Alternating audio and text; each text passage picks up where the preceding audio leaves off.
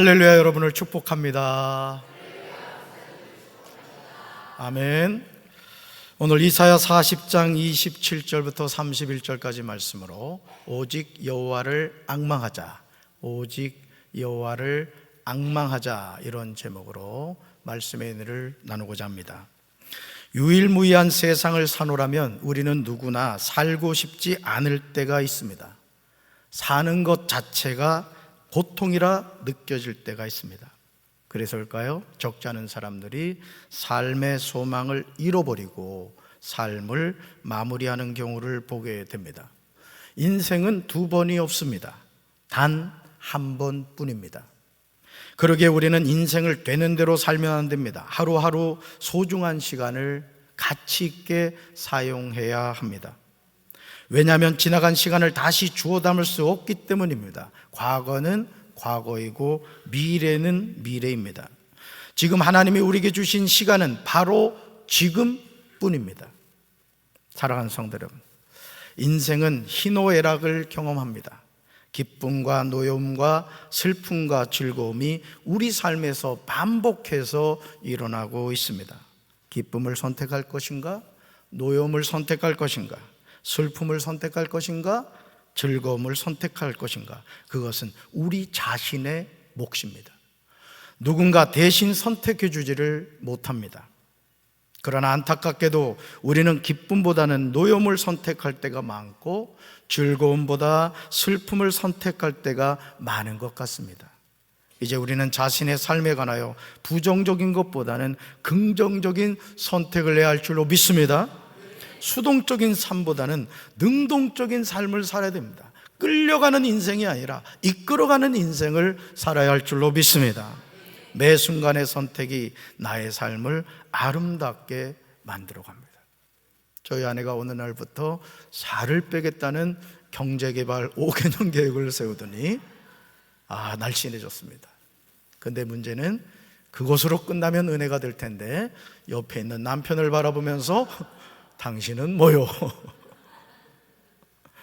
여러분, 우리가 이 세상을 살아가면서 어떤 목표를 가지고 살아가는 게 중요하죠. 저는 우리 사랑하는 성도 여러분들이 긍정의 삶, 축복의 삶, 은혜의 삶, 믿음의 삶을 사시기를 주님의 이름으로 축원합니다. 우리가 잘 아는 복음성가 가운데 만족함이 없었네 가사를 보면 다음과 같은 내용이 나오죠. 같이 읽습니다. 사람을 보며 세상을 볼 때 만족함이 없었네. 나의 하나님 그분을 뵐 때 나는 만족하였네.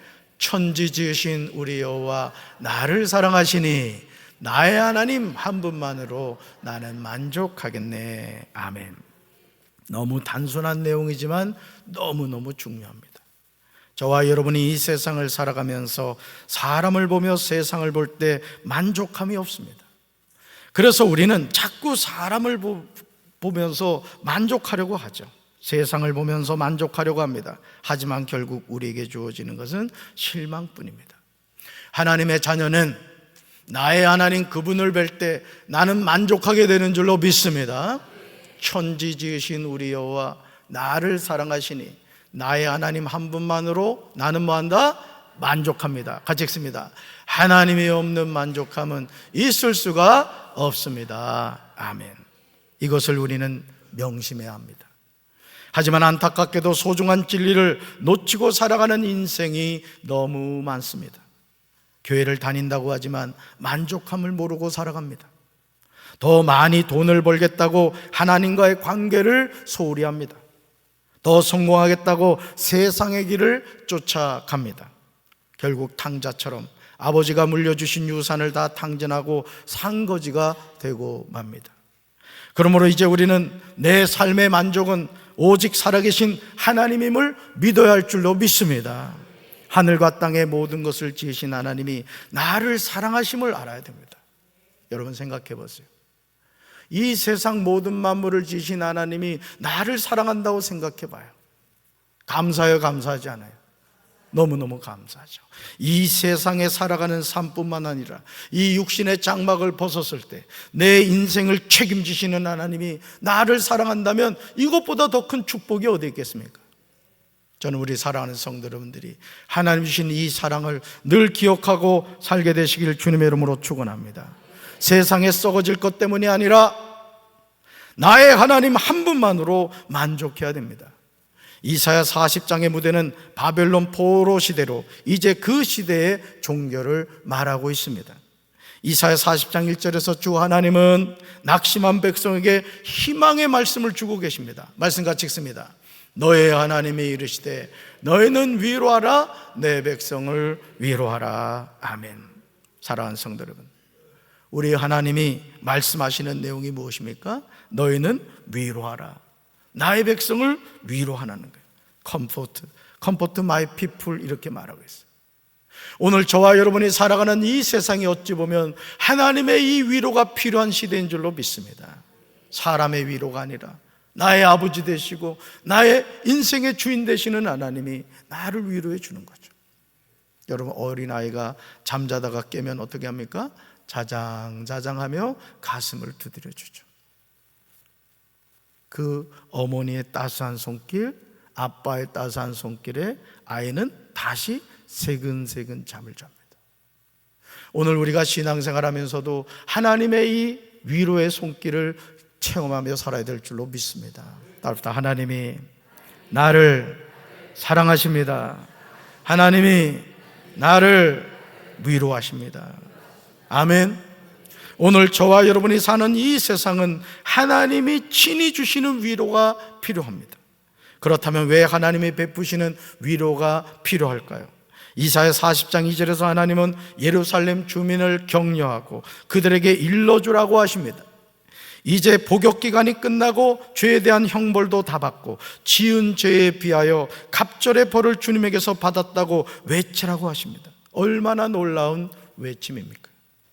예루살렘에서 포로로 잡혀온 백성들을 찾아가서 이제 안심하라고, 일러주라고 말씀하십니다. 이렇게 선포하여 그들을 위로하라고 하십니다. 이 시간 우리를 향하여 하나님이 말씀하신 내용을 주목해서 봐야 됩니다. 이제 안심하라, 그들을 위로하라. 할렐루야. 이 세상에서 힘겹게 살아가는 우리를 향한 하나님의 마음입니다. 저도 목회를 하면서 어떨 때 마음이 막 불안하고 걱정되고 근심될 때가 있어요. 그때 주님의 이름을 부르고 주님의 도움을 구할 때 마치 잠에서 깨어난 아기를 엄마가 자장자장 해주시는 것처럼 하나님의 그 위로의 손길을 느낄 때는요, 새 힘을 얻게 되는 거예요. 여러분에게도 이 은혜가 함께하기를 주님의 이름으로 축원합니다. 주님의 이름으로 축원합니다. 그렇다면 무엇으로 시작된 노역의 때입니까? 죄악 때문입니다. 그런데 이제는 그 죄악이 사함을 받았다고 하십니다. 이 희망의 노래를 완성하신 분이 갈보리 십자가에서 못 박혀 돌아가신 예수 그리스도입니다. 우리가 지었던 과거, 현재, 미래의 모든 죄값을 치르시고 우리의 죄가 용서되는 일은 사람의 힘으로는 감당할 수 없는 거예요. 오직 예수님만이 해결하시는 줄로 믿습니다. 그러니 여러분, 우리가 어떤 병에 걸렸을 때 우리는 누구나 이 병을 가장 잘 치료해 줄 수 있는 의사를 찾아갑니다. 왜요? 내 목숨을 그분에게 맡길 수 있기 때문에 그렇죠. 오늘 마찬가지입니다. 이 세상 천하에서요, 인간의 죄 문제를 해결하는 것은 오직 예수님밖에 없는 줄로 믿습니다. 여러분들이 이 진리를 알고 있다는 것은 정말 너무너무 축복된 인생을 살아가는 거예요. 끝까지 예수님 잘 믿고 천국 백성 되기를 주님의 이름으로 축원합니다. 그러므로 마태복음 1장 21절에서 천사 가브리엘은 마리아에게 이렇게 이야기합니다. 같이 읽습니다. 아들을 낳으리니 그 이름을 예수라 하라. 이는 그가 자기 백성을 그들의 죄에서 구원할 자이심이라 하니라. 아멘. 예수라는 이름의 뜻은 하나님이 구원해 주신다는 것입니다. 무엇으로부터입니까? 그들의 죄입니다. 예수님은 자기 백성을 그들의 죄에서 구원하시는 분인 줄로 믿습니다.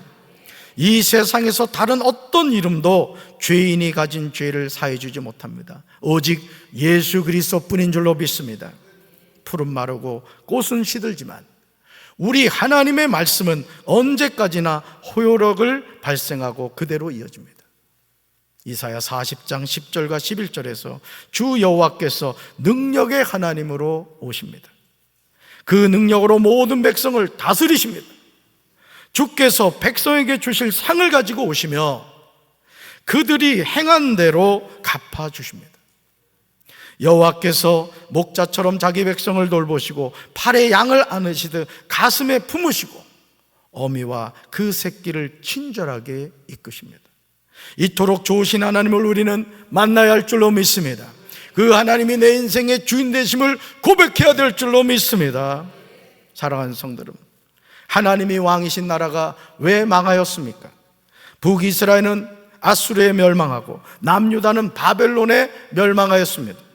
그들이 망한 이유는 이스라엘의 소망이시며 생수의 근원이 되시는 하나님을 버렸기 때문입니다. 오늘도 우리가 이 세상을 살면서 하나님의 자녀라고 고백하면서도 하나님을 버리고 하나님을 떠나면 그 인생은 성공할 수가 없는 거예요. 우리 청소년들에게는 지금 수능시험이 또 취업하는 것이 가장 인생의 중요한 것일 수 있을 겁니다.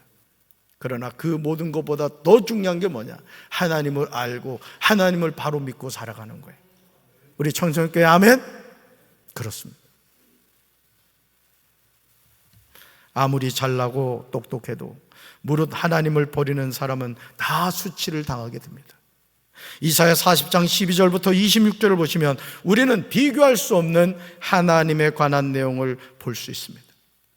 너무나 당연한 말씀인데 우리는 이런 하나님을 인정하지 않고 살아갈 때가 많습니다. 누가 여호와의 영을 기도하였으며 그의 모사가 되어 그를 가르쳤으랴. 하나님은 자존하시는 분입니다. 따라합시다. 하나님은 자존하시는 분입니다. 여러분, 하나님이 자존하신다는 건 무슨 뜻입니까? 스스로 계신 분이라는 거예요. 어느 누군가 하나님을 만든 것이 아니라 하나님 그분은 자존하시는 분, 스스로 계신 분이라는 거예요. 그러므로 누군가의 지도를 받으실 필요가 없고 누군가의 가르침을 받으실 필요도 없습니다. 우리가 하나님을 누구와 같다 하겠습니까? 하나님을 어떤 형상에 비교할 수 있겠습니까? 우상은 장인이 부어 만든 것이죠. 그러나 하나님은 자존하십니다. 이제 우리는 하나님이 어떤 분이신지 바로 알아야 될 줄로 믿습니다. 하나님이 어떤 분이신지 들어야 할 줄로 믿습니다. 우리 하나님이 이 세상 모든 만물을 친히 창조하셨어요. 성도 여러분, 저를 보시겠습니까? 자, 여기 종이 있습니다. 제가 여러분들한테 이렇게 얘기합니다. 성도 여러분, 이 종이 하늘에서 뚝 떨어졌습니다. 말이 됩니까? 안 됩니까? 너무 질문 같지 않아서 대답을 안 하시는 거예요. 여러분, 이 종이 하늘에서 뚝 떨어졌습니까? 이 종을 만든 사람이 있습니다. 하물며 하나님의 형상대로 지음받은 저와 여러분이 아메바에서 진화해서 침팬지가 되고 침팬지가 진화해서 사람이 됐다. 여러분, 짐승이 여러분의 조상이면 좋겠습니까? 이런 말 같지도 않은 진화론에 빠져가지고 살아계신 하나님을 부인하고 있는 거예요. 여러분, 하나님 시퍼렇게 살아계신 줄로 믿습니다. 우리 인생의 주인이 하나님이신 줄로 믿습니다. 안타깝게도 세상에 사는 많은 사람이 자존하시는 하나님을 믿지 못하기 때문에 우리는 이사야 40장 27절의 질문을 하면서 살아가게 됩니다. 여기서 야곱 곧 이스라엘이 자신은 정당한데 그 정당한 사정이 하나님께 외면당하고 있다고 원망한 사실이 지적되고 있습니다. 우리 자신의 질문이기도 합니다. 말씀 같이 읽습니다.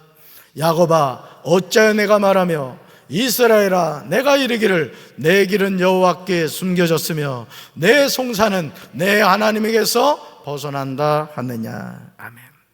이사야 40장 27절에서 하나님은 묻고 계십니다. 야곱아, 내가 어찌하여 불평하며 이스라엘아, 내가 어찌하여 불만을 토로하느냐. 지금 야곱 곧 이스라엘은 주님께서는 나의 사정을 모르시고 하나님께서는 나의 정당한 권리를 지켜주지 않는다고 불평과 불만을 토로합니다. 살아계신 하나님이 야곱의 사정을 모르시겠습니까? 하나님이 이스라엘의 정당한 권리를 지켜주시지 않겠습니까? 여러분, 갓난아이가 잠을 자다가 울면요, 부모님은 달려가는 거예요. 왜? 내가 낳은 자녀이기 때문에 그렇습니다. 여러분, 누구 자녀입니까? 하나님 자녀입니다. 그러면 여러분이 부르짖으면 누가 듣겠습니까? 하나님이 들으시는 거예요. 오늘 우리가 그 하나님을 믿고 살아가는 게 너무너무 중요해요. 저도 30여 년의 목회를 하면서 요즘 제 마음에 깨닫게 되는 게 뭔지 아십니까? 오늘 김 장로님이 기도하셨습니다마는 우리가 하나님을 향한 믿음을 갖고 꿈을 꾸면 하나님이 그 꿈을 이루어 주신다는 거예요. 믿습니까? 그래서 그런 말이 있어요. 처음부터 호랑이를 그리는 사람은 고양이라도 그리는데 처음부터 고양이 그리는 사람은 아무것도 못 그린다는 거예요. 여러분, 하나님의 자녀는 꿈을 꿔야 되는 거예요. 하나님 그분을 의지해야 되는 거예요. 할렐루야. 이런 의문에 관하여 이사야 40장 28절에서 너는 알지 못하였느냐 듣지 못하였느냐 반문하고 있습니다.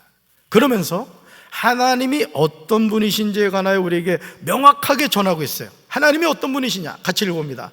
영원하신 하나님 여호와, 그 다음요 땅끝까지 창조하신 분, 그 다음요 피곤하지 않으신 분, 그 다음요 곤배하지 않으신 분, 그 다음요 명철이 한이 없으신 분입니다. 여러분이 고백하는 하나님은 어떤 분이십니까? 여러분이 믿는 하나님은 어떤 하나님이십니까?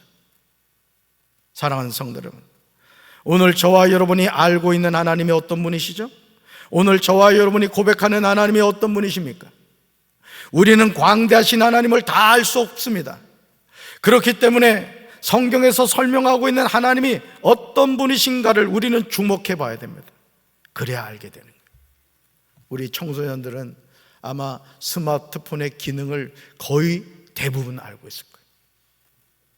어떻게 하면 이 스마트폰을 가지고 게임도 할 수 있고 어떻게 사용할 수 있는지 잘 알 겁니다.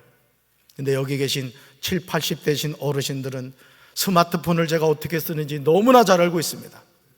폴더폰하고 똑같이 취급을 하죠.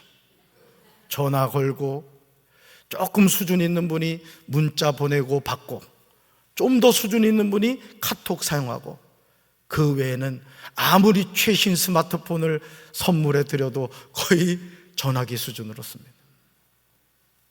기계 하나도 그 기능을 얼마나 아느냐에 따라서 잘 사용하고 활용할 수 있듯이 나를 이 세상에 있게 하신 하나님 그분에 관해서도 우리가 얼마나 아느냐에 따라서 우리 인생이 바뀌어지는 거예요.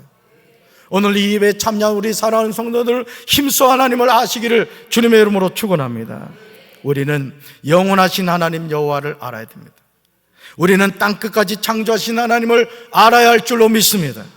우리는 피곤하지 않으신 하나님을 알아야 할 줄로 믿습니다. 우리는 곤배하지 않으신 하나님을 알아야 할 줄로 믿습니다. 우리는 명철이 안에 없으신 하나님을 알아야 할 줄로 믿습니다. 하나님을 바로 알지 못하기 때문에 사람들은 장인이 부어 만든 우상을 신으로 섬깁니다. 우상 앞에서 복을 빕니다. 우상이란 대장장이가 부어 만든 것입니다. 도금장이가 금으로 입히고 은사슬을 만들어 걸친 것입니다. 금이나 은을 구할 형편이 못 되는 사람은 썩지 않는 나무를 골라서 구하여 놓고 넘어지지 않을 우상을 만들려고 숙련된 기술자를 찾습니다. 이것이 우상의 실상입니다. 여러분 주변에 많은 우상들을 보세요. 거기 효험이 있습니까? 그 우상이 여러분의 인생을 바꿔줍니까? 여러분 앞에 있는 이 십자가 보세요. 신앙생활하면서 이 십자가를 우상처럼 여기면 안 됩니다. 자동차에 십자가 달아놨다고 교통사고 안 납니까? 안전규칙을 지켜야 되는 거예요. 그러면 여기 있는 이 십자가는 뭐냐? 예수님이 나 같은 죄인을 위하여 내가 달려야 될 십자가에서 죽었다는 것을 우리에게 가르쳐 주는 거예요. 이게 십자가 신앙인 거예요. 근데 이것으로 끝나면 됩니까? 안 되죠. 부활 신앙이 있어야 돼요. 예수님이 장사 지낸 지 사흘 만에 그 무덤에서 다시 부활하셨어요. 그래서 우리 신앙은 두 가지 날개가 있다 했어요. 무슨 신앙? 십자가 신앙과 또 부활 신앙이 있어야 되는 거예요. 할렐루야. 하나님의 자녀는 하나님이 나의 어려움을 모르신다고 그렇게 얘기하면 안 돼요. 내 하나님께서는 나의 간절한 부르짖음을 무시한다고 말해서도 안 됩니다. 출애굽기 6장 5절에서 하나님은 이렇게 말씀하시죠. 같이 읽습니다.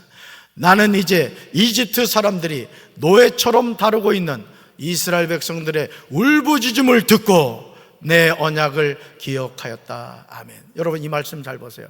울부짖음을 뭐 하셨대요? 들으셨대요. 내 언약을 뭐 하셨대요? 기억하셨다는 거예요. 그래서 여러분이 하나님 앞에 부르짖을 때 하나님이 여러분의 부르짖음을 들으실 줄로 믿습니다. 하나님은 약속하신 것을 반드시 이루어 가실 줄로 믿습니다.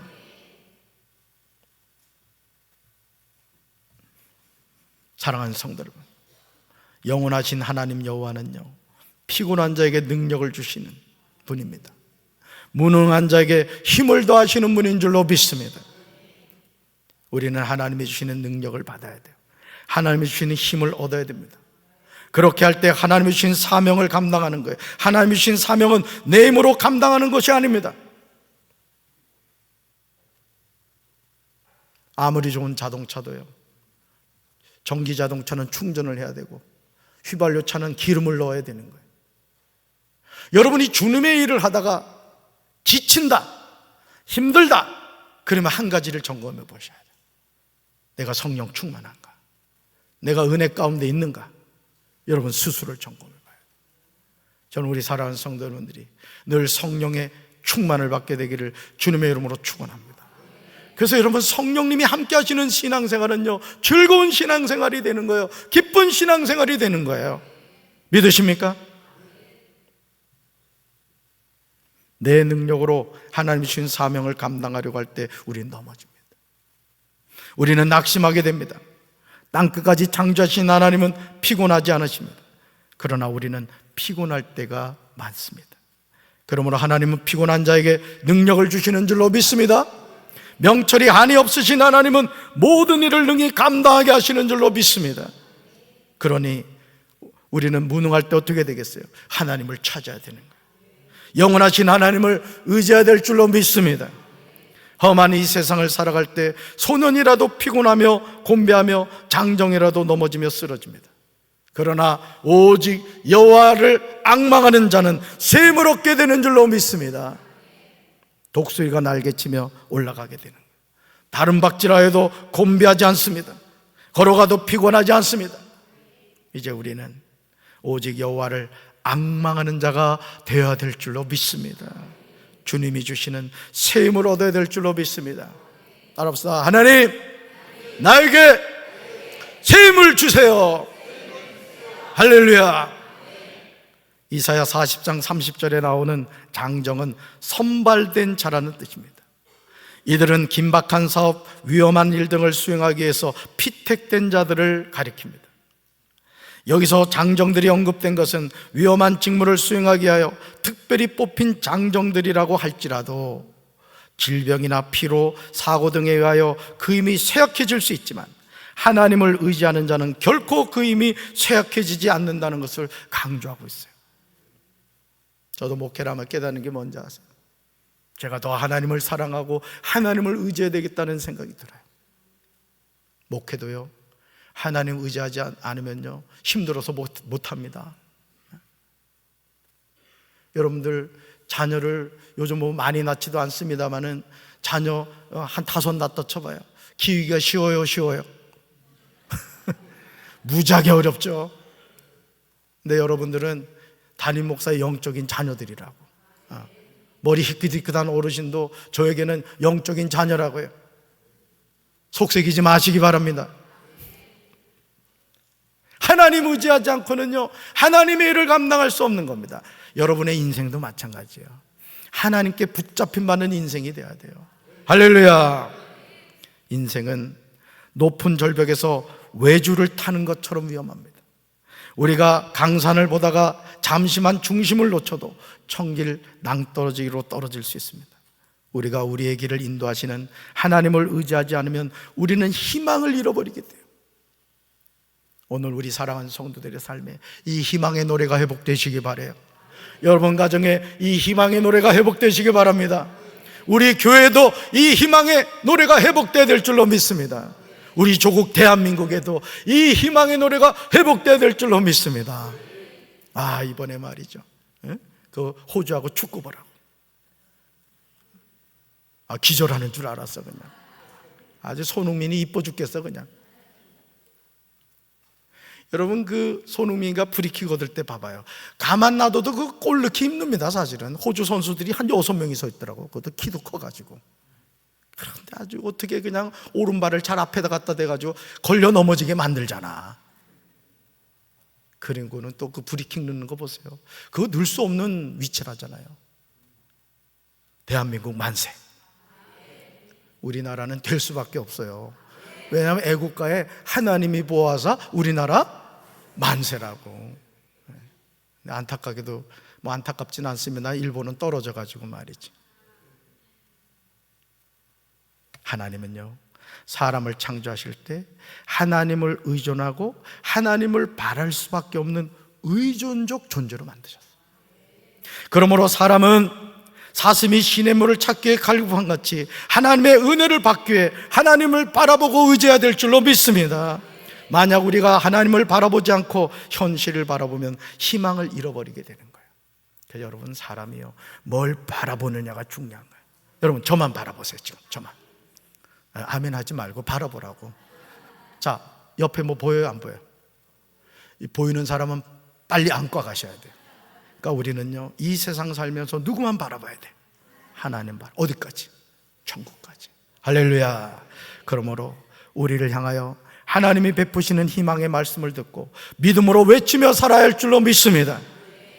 인생에 수많은 고난과 역경이 다가와도 오직 여호와를 앙망하는 자는 셈을 얻습니다.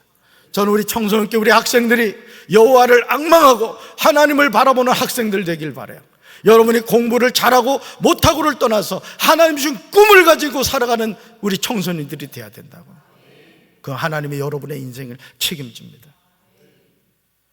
독수리가 날개치며 올라감 갖게 될 줄로 믿습니다. 다른 바퀴라 해도 곤배하지 않았고 걸어가도 피곤하지 않을 줄로 믿습니다.